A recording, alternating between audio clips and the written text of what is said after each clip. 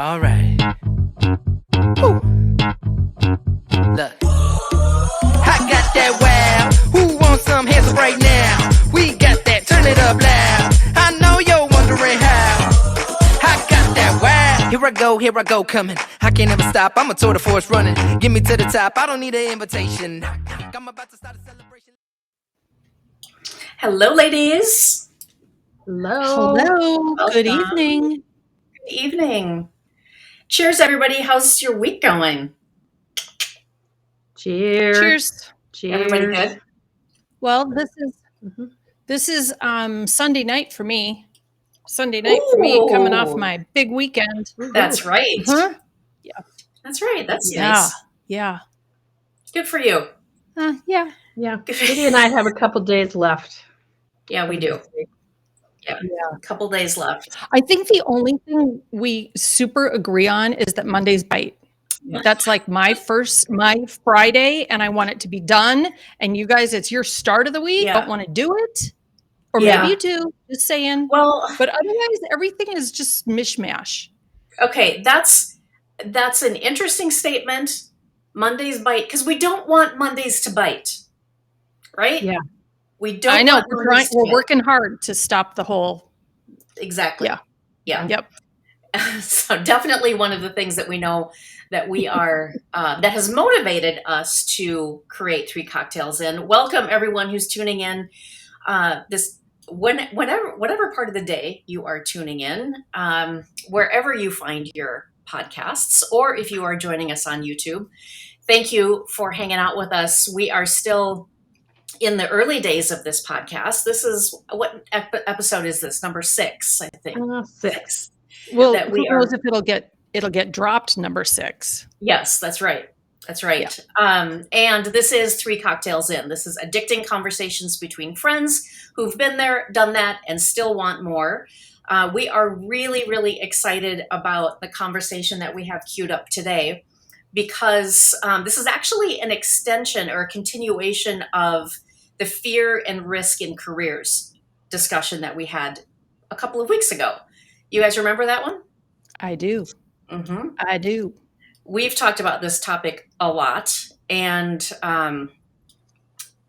differently over the years as we've navigated change in our own lives and specifically careers. And we talked about fear and simply how fear of change can paralyze us. And the danger of that then is that we tend to do nothing, and that hinders our own professional growth. And it's one of the reasons why we wanted to do this podcast. We want to help people with that. If you can learn from these conversations, from having guests with us, which is what we're doing today, that's what we want to do with this podcast. So as we were reflecting on that conversation that we had a couple of weeks ago, we remembered that we have a very good friend who has recently walked through that tunnel of fear and risk and has survived. And so we thought, well, let's invite her to be our very first Three Cocktails In guest so that we can learn and be inspired by her story. And that's what we are bringing to you, our listeners, our viewers today. We are super excited to introduce our good friend, Sarah Dietl. Sarah, come on in and join us. We are bringing in. Hi, Sarah. Hi, Sarah. Hi. Thanks for having me. Wow, first guest. I didn't realize that was the opening. Thank you. I'm honored.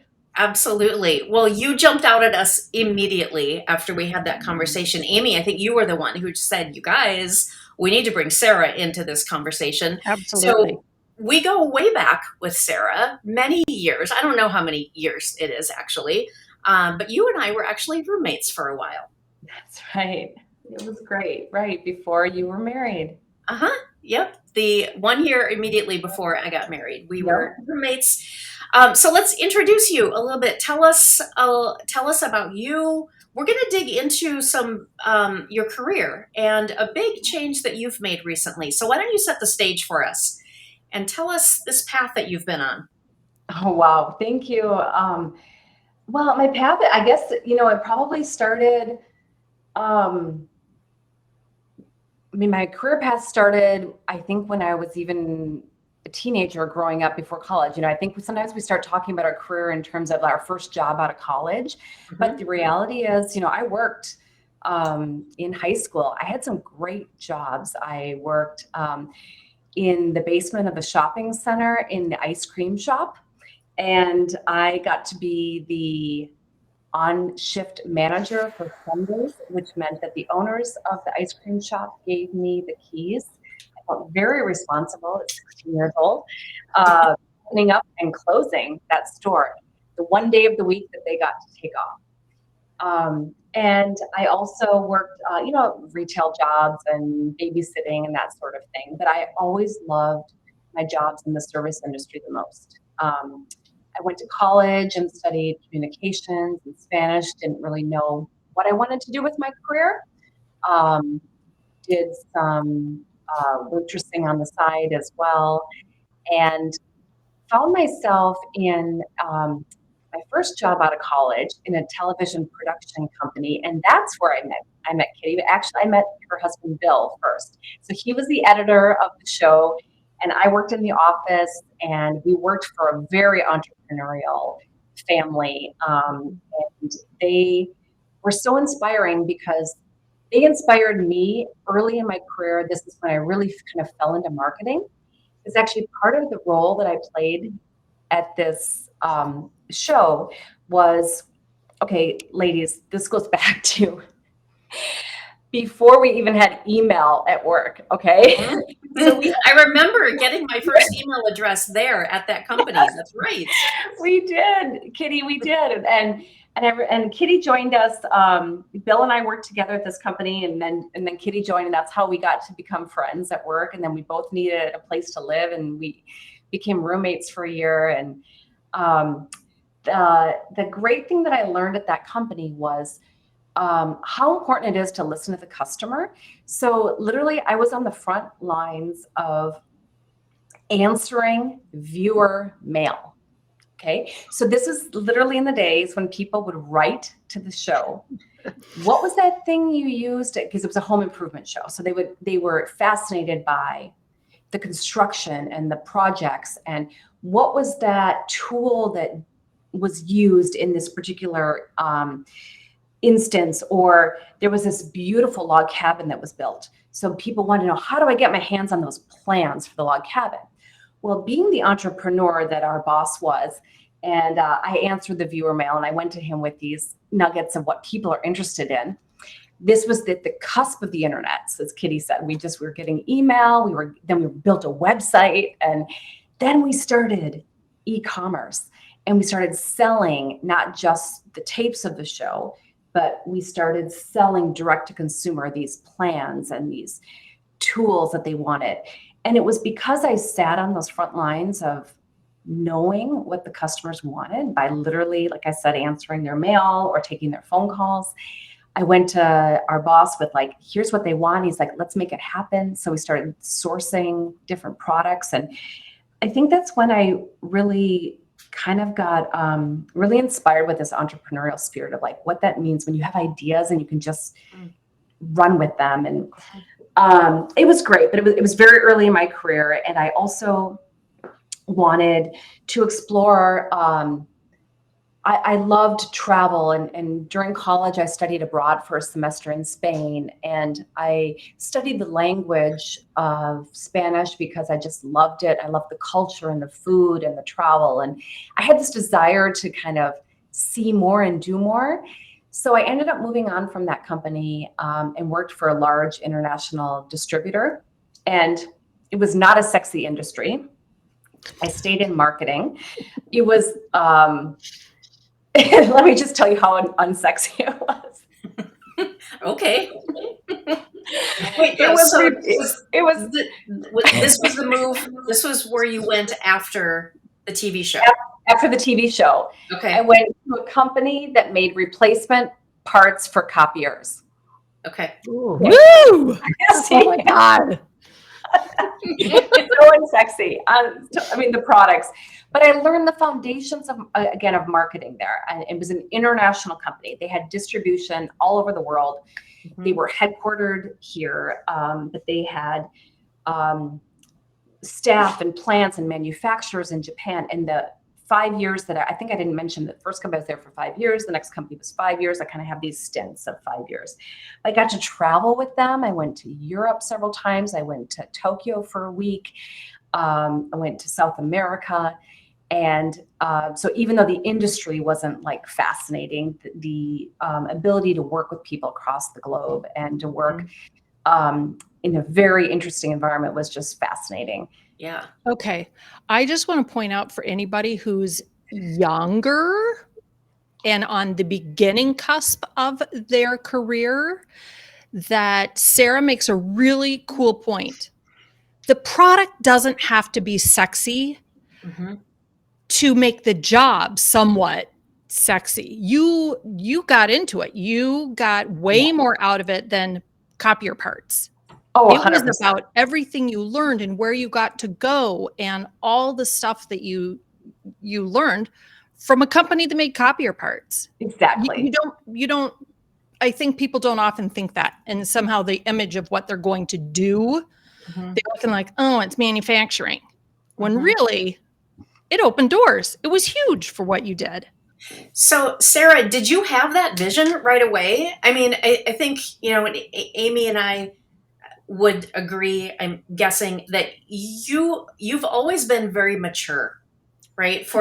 I don't know how many years younger you are than us. You're a bit younger than us, but we've always looked at you as like, you have got your shit together and you are very mature, very, focused, etc. So did you just know that when you went into that situation, said, hey, Sarah, you know what? Even though this isn't very sexy, look at everything I'm going to learn about this. Well, I think I was, that's such a good question. If I could put my I think I was all of like maybe 26, 27-year-old hat on again.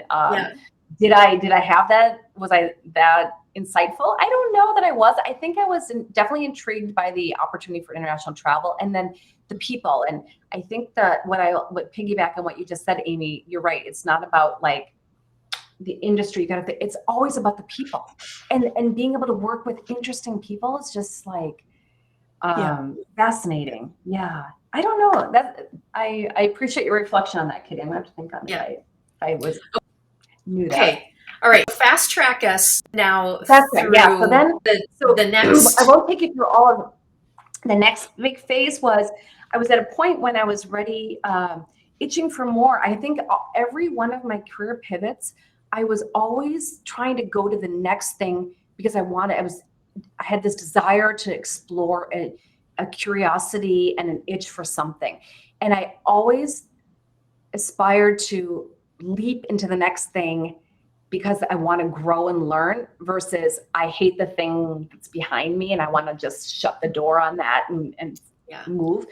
And so trying to be very intentional. And so following that thread of like wanting to explore and learn, by this time, my husband and I were married and we really actually, this is he was unemployed and he started looking for jobs in other states. And that's right. And I was like, yeah, all for it. Yeah, you go out, you go find another job. I was kind of following the trajectory of him being the lead in our marriage and older than me and more established in his career, that he would go out and get a job. And I was very supportive of him pursuing things out of state so that we could explore and adventure together. But he wasn't really getting any traction for a while. And I thought, well, I wonder if I could do this. So I just started. And by this time in the internet, we had the ability to search jobs out of state and see those opportunities. And I saw something very interesting in California and I applied, and lo and behold, a few months later, through interviews and process of job search, I landed a job with Yahoo. And so we packed up and moved to California and Los Angeles. And I think that was the first time in my career where I was like, oh, wow, maybe I do have more to offer and I don't have to follow, just somebody else's path. Awesome. Yeah. a big adventure. Yeah. So how exciting was that, or scary that I mean, you were picking up and you were moving away from family and everything. Yeah, all the things. Yeah, exciting.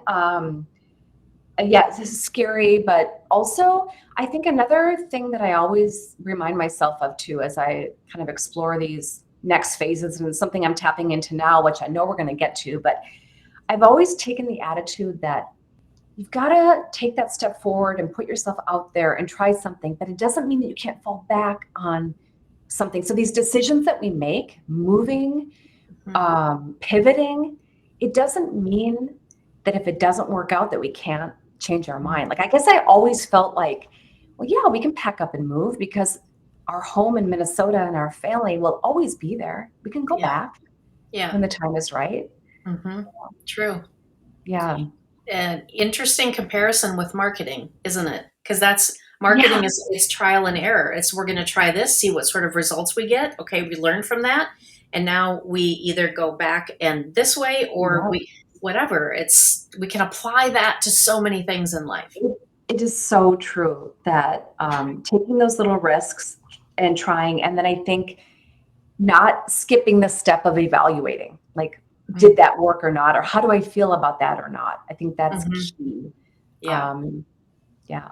Okay. What was next? So what was next? So yeah, our jobs, we had a long, good run in California. Lon did land a job in California. We had a great run. We were in California for 9 years. And then actually my job came to an end through corporate restructuring, and that was fine. I was okay with it being eliminated and moving on. So at that time, we weren't ready to leap all the way back to Minnesota, but we were ready to make a move out of California. We thought Arizona might be a nice fit for us. So we moved to Scottsdale without jobs, packed cars, and packed up our dogs and moved. And it didn't take long. I found a job with a large corporation, leveraging my marketing and e-commerce experience, working for a large retailer based in Phoenix. And we bought a house in Scottsdale. Here's another thing, tangent for a second, but I feel like there's always like these little lessons in here. But, I think don't ever just assume that you have to follow the guide or the book or the design. We literally bought a house before I had that full-time job. I worked at the Lululemon store in Phoenix, and my husband got a job at, I forget what his first job was. He had several part-time jobs. We bought a house. We qualified for a mortgage with like 2 part-time jobs. All right.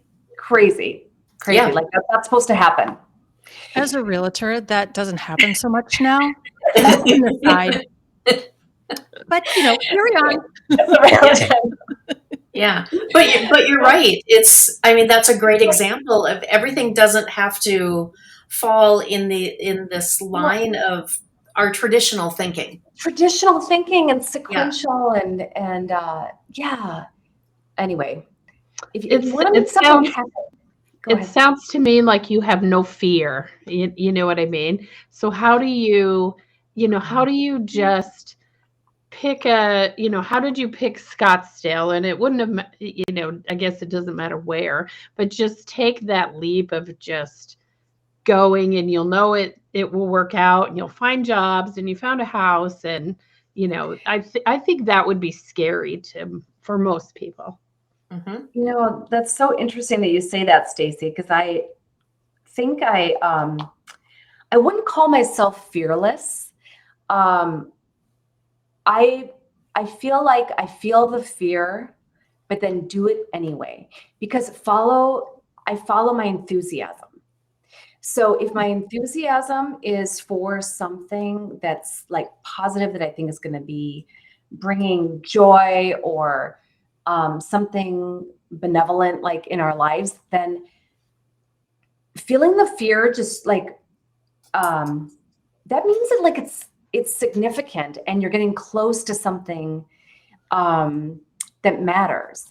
And if you feel the fear, but then you don't do anything about it, the fear kind of wins, right? Like you're kind of like letting it get in the way. Love But I that. think don't misinterpret feeling the fear or having fear as it's scary and that means no, or that you shouldn't do it. I think it actually, that sensation that you get, and I get it a lot. I mean, the nerves and the tightness, or however it manifests in your body physically, or how it shows up for you, that just means you're getting close to something that you should listen to.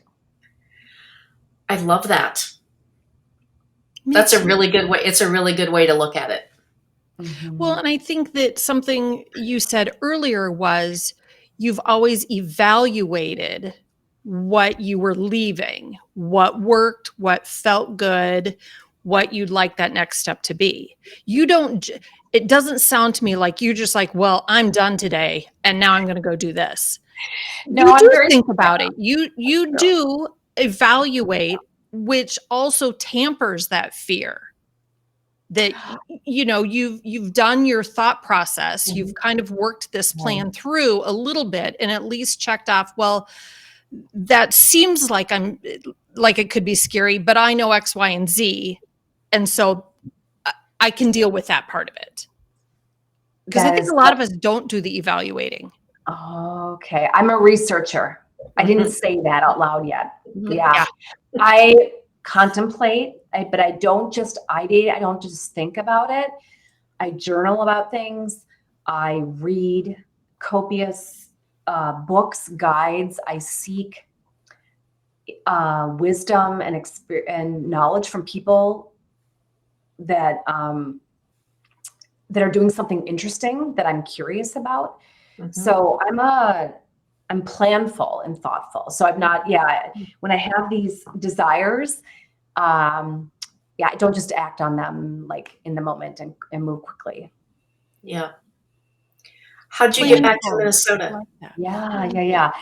So Stacey asked about Scottsdale and why that, we thought we had visited there in the winter and it's lovely. Highly recommend Scottsdale in the winter.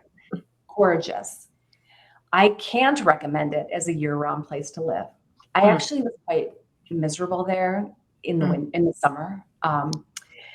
It was just too darn hot for my taste. I can bundle up and survive the winter in Minnesota better than I can summer in Arizona. So we moved back here because guess what? I have 2 stepdaughters and they have babies. They started having more and more kiddos.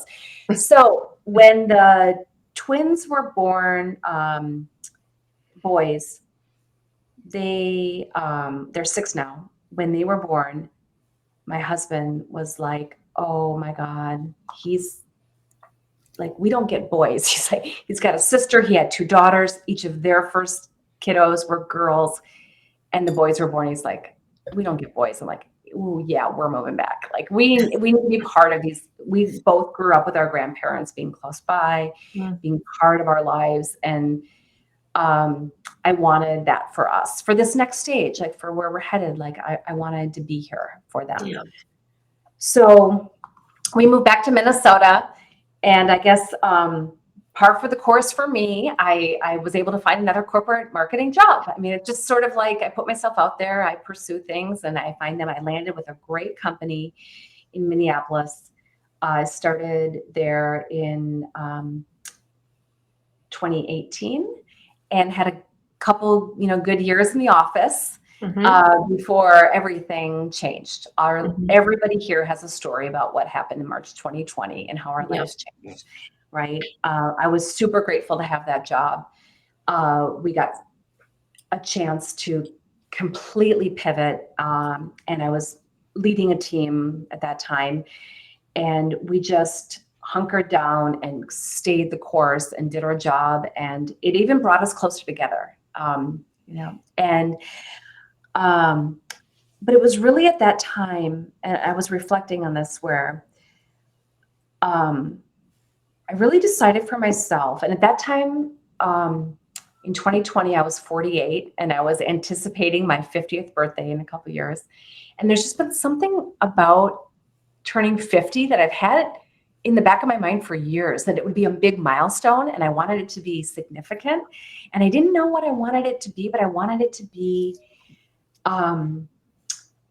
like the beginning of something, like rather than it being, again, like something to fret about, or like there's a lot of, right? Isn't there a lot of like baggage that we Totally. Yes. Starting with the AARP that starts hitting you before you even turn 50. And there, talk about marketing. Kitty and I have said this for years. They need a serious overhaul because you get that first letter and you're like, God dang it. Yeah. You know, when it shouldn't be that way. So yes, we need to change that. We need to start having a whoop whoop. You're finally 50. You're finally fit. Right. You're finally 50. Like That's the right club now. Yeah, that's the right frame of mind, rather than making it or allowing it to be something that you dread. And you know, not wanting to open your eyes on that day that I am 50 today. What you just described, Sarah, is the right way to go into it. It's so much more positive. You're like, we're going to make this amazing. Yeah. So what'd you do? I didn't know. Well, I didn't even know it was, but I had to go back and look. Like literally, this is my journal. Like I love writing this. This is the pandemic edition. But I went back and found when I kind of declared something, and I think that maybe this is foreshadowing of like where I am now. But like August 3rd, 2020. Okay, right. You guys, it's not appropriate to ever read anybody else's diary or journal, but I think it's 100% appropriate if a person decides they want to share it with you. So wonderful. Great. Got it. Thank you for sharing that with our listeners. Great. So, what a year. Okay. But I'm in control of my destiny. I have said that I want to reinvent my future, and I have a new line in my career by the time I'm 50. That's only 2 years from now. I'm going to have to start this process now during the quarantine. I'm going to start preparing now. I don't know what I will eventually do. I don't know where this disease is headed and when this pandemic will ever end. And we're only 3 months in or something like that. Sorry, I'm getting over a cold. This was August, Amy. We were 5 months. Oh, sorry. 3 months, 5 months. I mean, wasn't time bizarre? Okay. Yeah.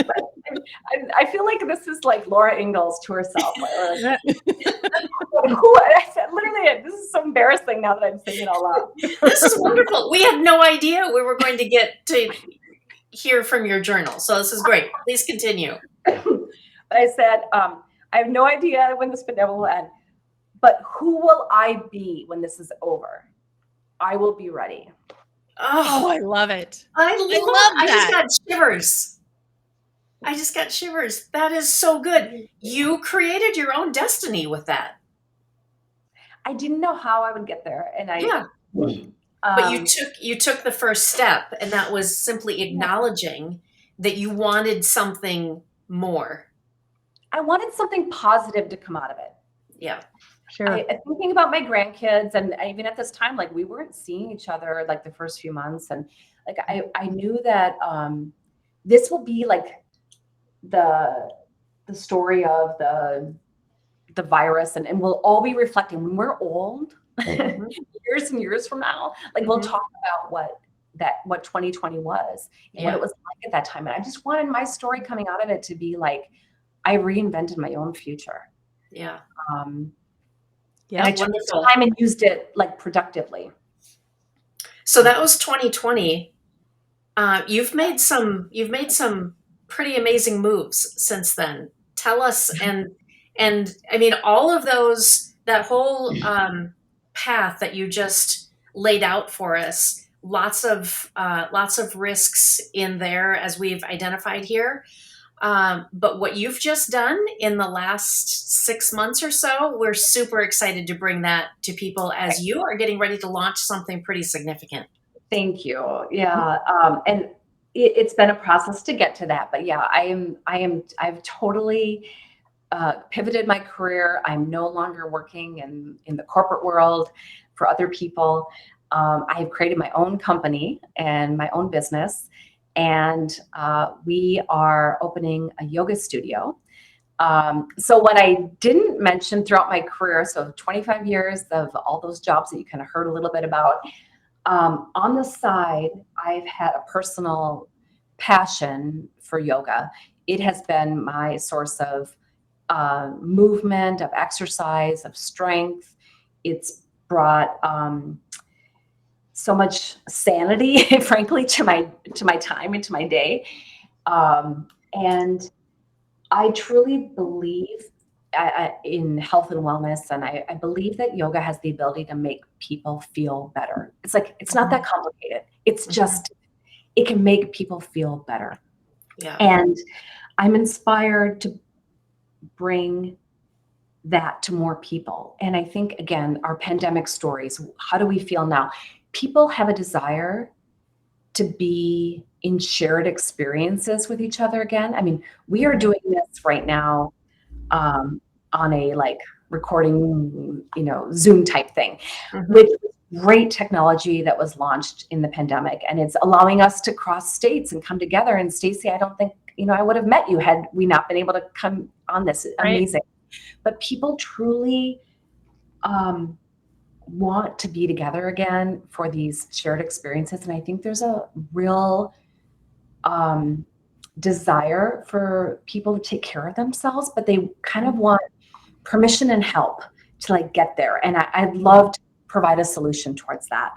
I explored a lot of different ways of doing this. I explored a lot of different things. I explored being a health coach. I explored I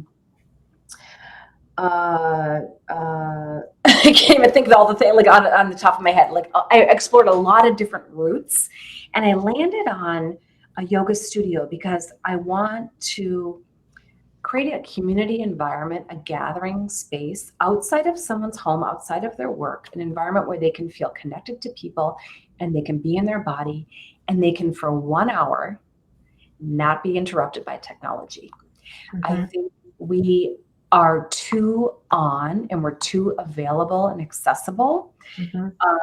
And so giving people a safe space that they can just leave their cell phone and their car keys in a little locker and not worry about that and get into a practice room, just connect with their breath, can be really transformational. So that's what I'm building right now.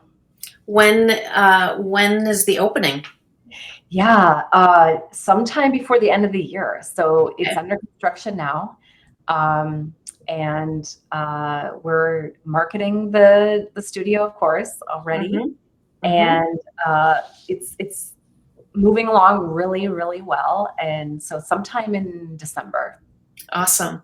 Sarah, would you like to give a little plug for how to find you online? Oh, thank you. Sure. Yeah. So it's Yoga 6 is the studio. And the location that I'm opening is Minnetonka, Minnesota. So you can even just Google Yoga 6 in Minnetonka and you'll find us. And it's the number 6, not the word. It's actually the word. Oh, is it? Yeah. Isn't the logo got a 6? Oh, yes, you are correct. Yes, the little Y6 is like the logo lockup, but the word when you're looking for it, yoga. Look at that. There we go. That'll tell you more about me. I'm visual and not reading. Yeah. Forget the details. I just want the first hit.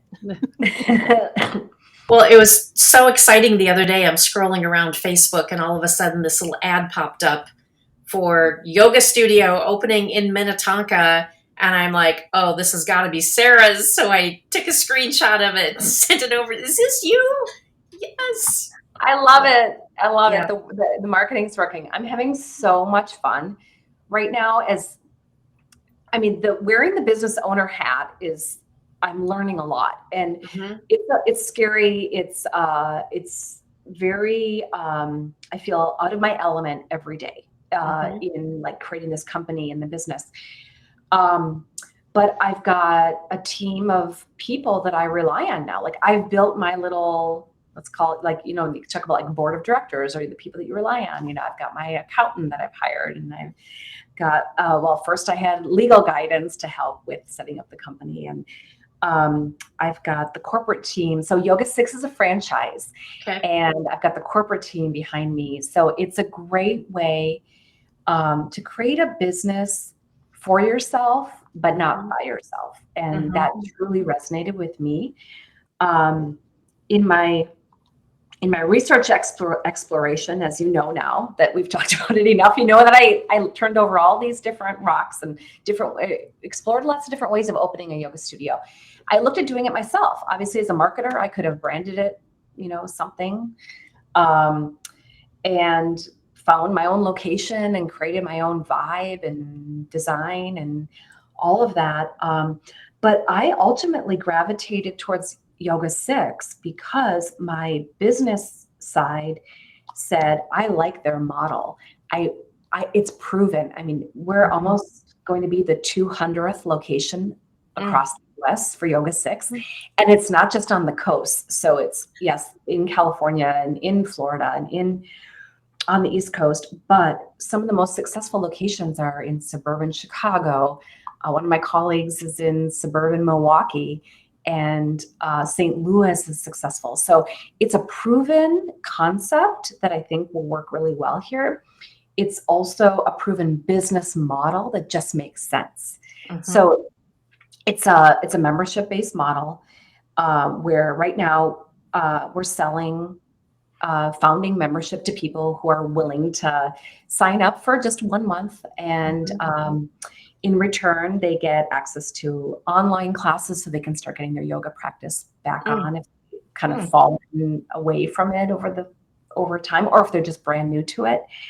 But the pro formas on the P&L were really valuable to me as a research tool as I looked at doing this, because if I were to have created the very risky, Sarah's yoga studio, I would have been just crafting my pro forma based on some gut instinct and some market analysis that I did my own. But this way, I was actually able to talk to owners and other locations. I was able, because they are a franchise, they're required under, by the government to disclose certain things, in terms of costs and returns. And so I felt like in terms of on the scale of riskiness, I actually felt like this was a much less risky proposition to go with a proven business model versus branching out on my own. Sure. Sounds like a lot of support behind the scenes. Yeah. Which, again, change is hard and scary. So probably makes it less scary. Just like you said, less risky.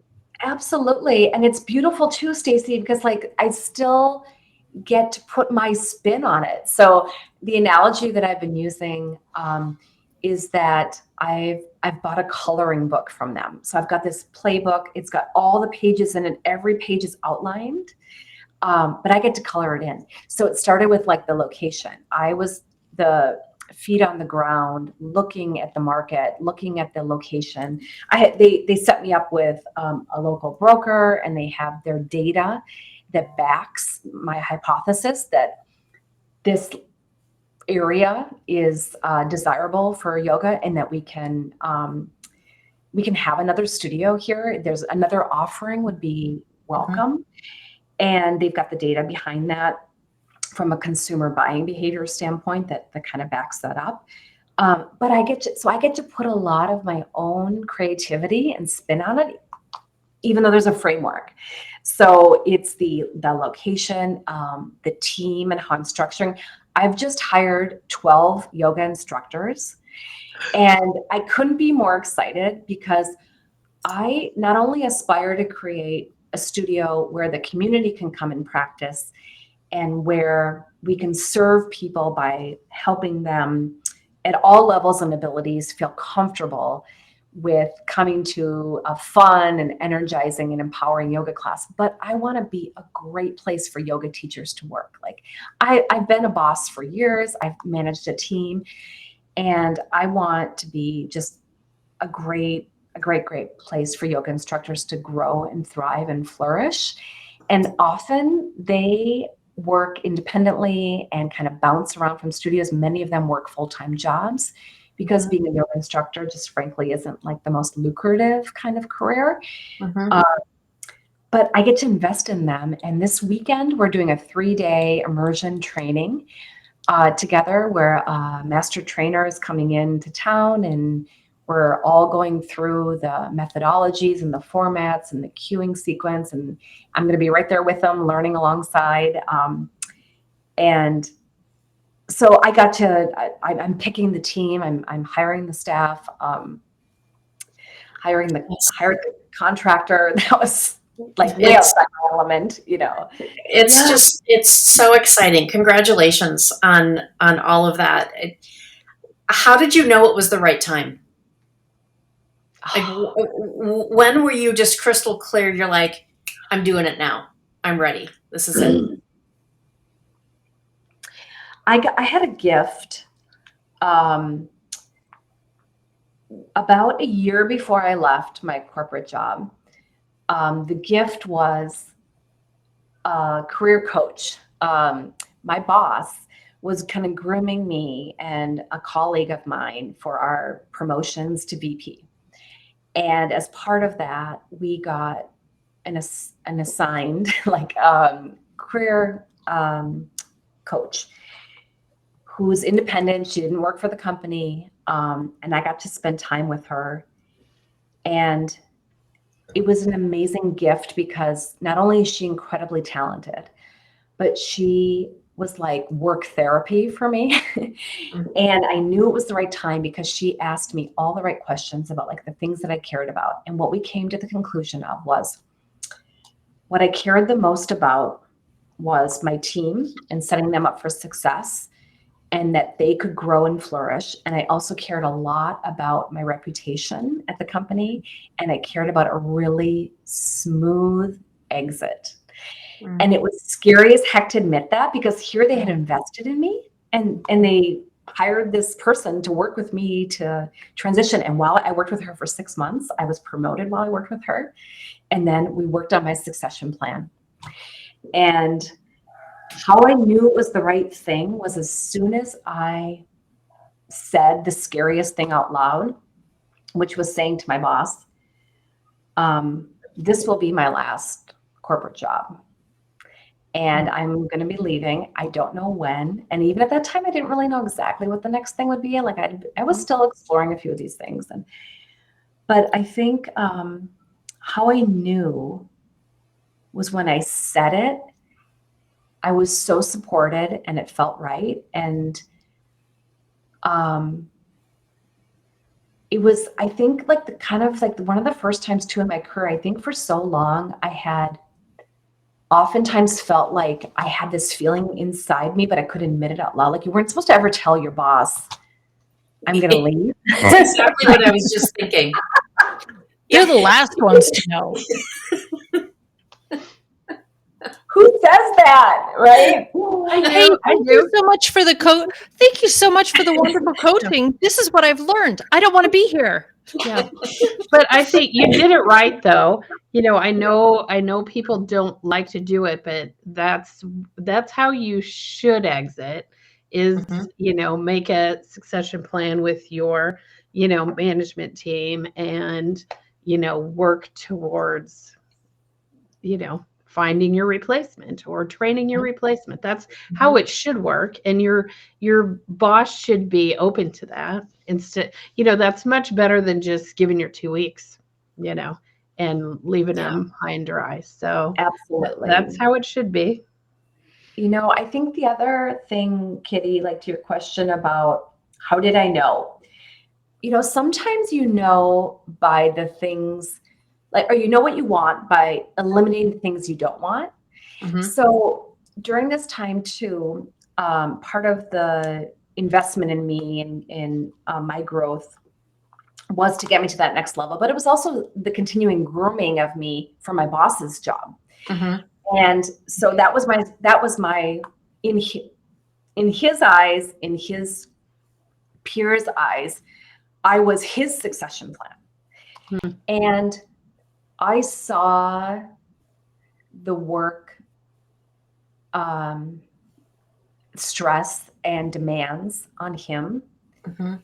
and what was expected of him. And I saw that and I thought, that's not for me. Like, that's not where I want to go. Like, I haven't been doing this for 25 years in the corporate world because that's my aspiration. And so if anything, it was partly the kind of admitting of, Mhm. you know what, like you guys see it in me and you see that that's for you, but it's not for me. Yeah. Yeah, coming to that realization, because you sit there and you're weighing, and I know that this is oftentimes one of the things that keeps people in jobs. It is the stability. It is, I have reached this income level. How in the world can I walk away from this? Oh, Yeah. and benefits. And benefits, right?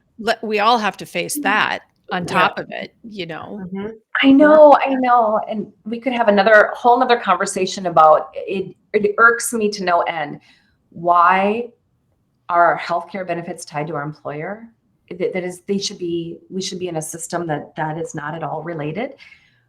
It's hard, but I'll also tell you, I mean, maybe it comes from my experience too, and my husband's experience. Two times in my career, my job was eliminated on paper. Like, I was a spreadsheet line that somebody else was making a decision about my future. And it wasn't about me. And even ironically, when I was laid off at Yahoo, I had these 3 letters that were sent to me from the president of the company or CEO. Like, I was year-end review. Congratulations. Thank you for your service. Here's your increase. A month later, oh no, yeah, here's your bonus that's coming. And then a month later, we've eliminated your position. Here you go. Like, you're leaving in 3 months. And then 3 months later comes, oh wait, we can't let you go now. Here's your carrot that they dangled. Stay, please, another 6 months. Right? I mean, I have these letters. It's so ironic, like these things. But Amy, where I'm headed with this point is that, so yes, it's risky for me to walk away from a corporate job. You could call it stable. You could call it, great income, absolutely. Benefits. But who's to say that I wouldn't be, even though I was on this trajectory, that I wouldn't be on a spreadsheet again the next time that they're doing layoffs or cutbacks or restructuring, you know? Like, We have another friend who has gone through that multiple cycles. I would say probably the last 7 to 10 years of her life has been this constant every 18 months, reshuffling. Here's your severance package. Oh, can we hire you as a contractor? Now I need you to stay. Yeah. And she's got a really good attitude about it now. She's like, yeah, I've been there, done that. This is how this is going to work. And if you want me, this is the deal. Yeah. But you actually said, nope, I got something else in mind. I did. I know. I think it's awesome. I do too. You look really happy. Thank you. I appreciate that. I appreciate that. Yeah. So, it feels right. Yeah. So let's also be just a little bit honest here. Do you wake up in panics? Yes. Have you had those moments of like, Oh yeah. oh my God, what have I done? Yes, 100%, Amy. And those wake ups aren't at like your 7 a.m. let's get up for the day wake up. No. Those are the 2 in the morning, I can't fall back asleep wake ups. Yes. Yeah. 100%. So how do you work through those? What do you do? Breathe, exhale, Do some yoga? do a little yoga. I have meditation apps on my phone, and then sometimes I'll put my AirPods in and listen. I love the Calm app, but one of my favorite app, it's not even an app, it's more of a podcast, something to listen to, Meditative Story. beautiful. Yeah, Oh. beautiful stories. So Let's like add that to our. Yeah. Can we add that to our 3 shots this week? We're going to give you Yep. 4 shots to try. Yes. Oh, 4 shots. Sarah, Okay. you can throw down a shot for everybody. Yeah. Okay. It's wonderful. It's like I equate it to like, you know how like when you're putting your kids to bed when they're little and you read them a sleep story and it's cuddly and it's Mhm. this beautiful moment and you're kind of enveloping them in the story, and it's that for adults on our own. Cool. Yeah. Yeah. So what Okay. is it called? Meditative Story. I Okay. think I'll get it right and send it to you. Okay. Yeah. Perfect. We will in notes to this show. Little tips. Well, we are so excited. You know that we will be there when you have the launch. If it hits on a weekend that Stacey is up here, I'm sure she'll join us as well. But you know that Amy and I will be there. Absolutely. And maybe 3 cocktails in can be, or no, I'm sorry, maybe Yoga 6 wants to be the first sponsor of 3 cocktails in. We There can you do go. a little promotion for you on a weekly basis. So we excited. are about community and Mhm. finding your people who you can Yep. feel safe around, and putting the other, even though we're coming at you, via technology, Mhm. I hope people think it's like hanging out with friends, Yeah. which is, Yep. new friends. Yep. And it's self-care. Definitely. There's so much conversation these days about self-care. That used to be looked at as, I just saw a post on this recently. Self-care, some people look at self-care and say it's selfish. It's the best thing that you can do for yourself and everyone around you. You have to. Absolutely. You can't be there for other people, and you can't be a great employee. You can't be a great caregiver. You can't be a great partner if you're not taking care of yourself first. Yeah. Absolutely. Yep. It's not selfish. We could talk to you for hours, Sarah, and we look forward to having you back maybe in like 6 months so we can hear about all of your successes. That would be wonderful. We're so proud of you. We're so excited for you, and we're going to cheer you on every step of the way. Thank you. That means so much to me. I appreciate you. That is what we do for each other. So do we have 3 shots, you guys? I don't have anything prepared for 3 shots. I'm What you got? happy to key off of Sarah on this one. Yeah. Okay. Okay. So Sarah, 3 shots is, we do it in every segment. It's where we're each supposed to come with a little tip on something, New here's to something try. new, something to try, Something new to try, or Yep. something that we tried. Okay. I'm gonna go with. I got really, really, really into yoga during the pandemic because I had also been thinking about a transition, and I knew I needed a divorce. And I did yoga probably 5 days a week for a solid year. I got up early. I set my alarm for 5:40. Those of you people, now I get up at 5:40. I go to the bathroom and I go back to bed. I am so not a morning person. Yes, Amy is not a morning person. No. And I'm excited to get back to it, and in anticipation of talking to you, I've been looking at different places close because I've found, certain things I need it to work, to make it work.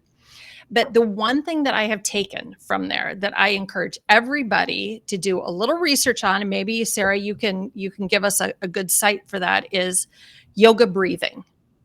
I have found that to help me through times when I can't get back to sleep, when I am, I've got that pit in my stomach about a phone call I have to make, or something that I know is giving me anxiety.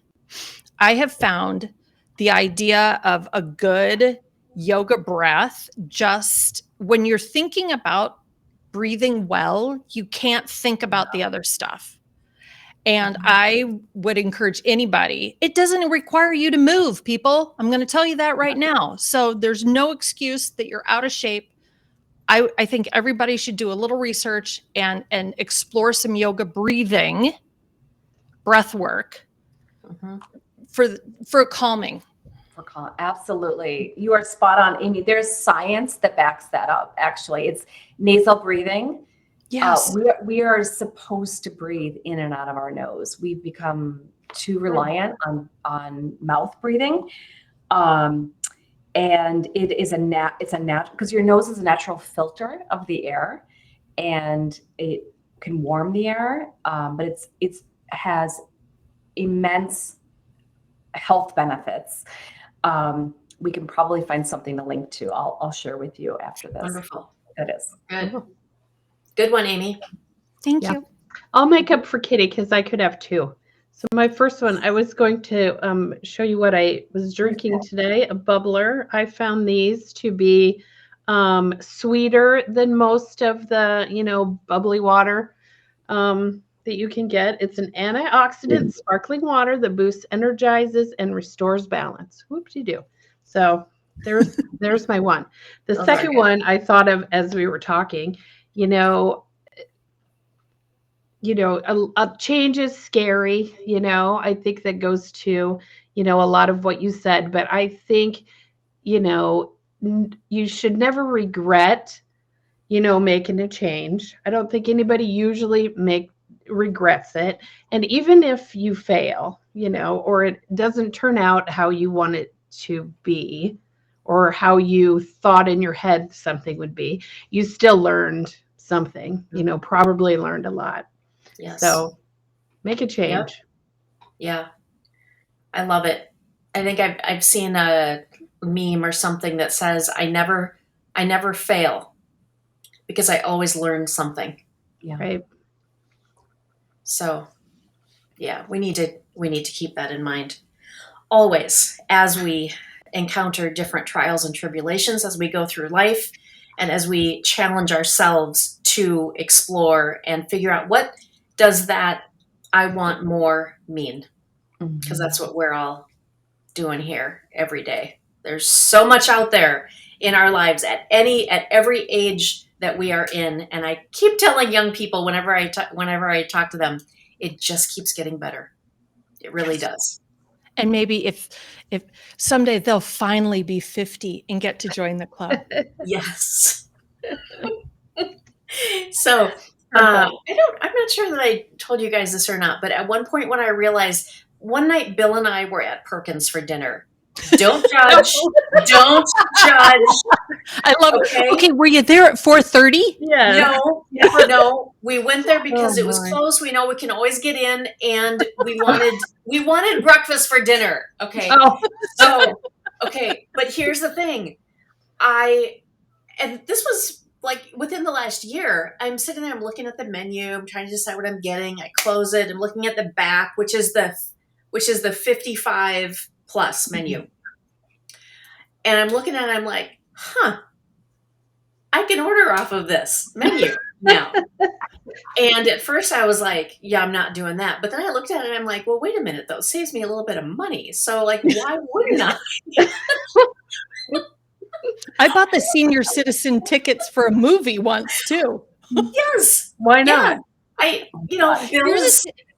There are benefits. People, when you buy your tickets online and you buy the senior citizen, you don't have to show your ID. No. Y'all should be buying the senior citizen tickets. No one ever asks. No, they don't ask. No.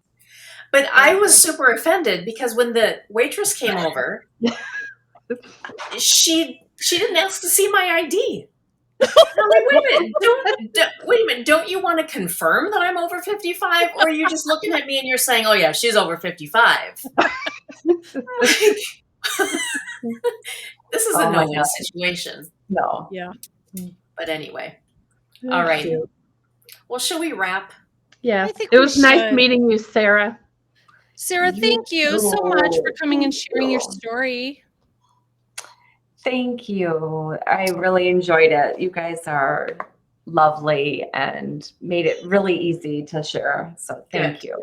Good. Cheers to you and all of your successes. Cheers. To our listeners and viewers, thank you for tuning in. Come back next week for more addicting conversations. And wherever you find us, please like our page, subscribe to our channel.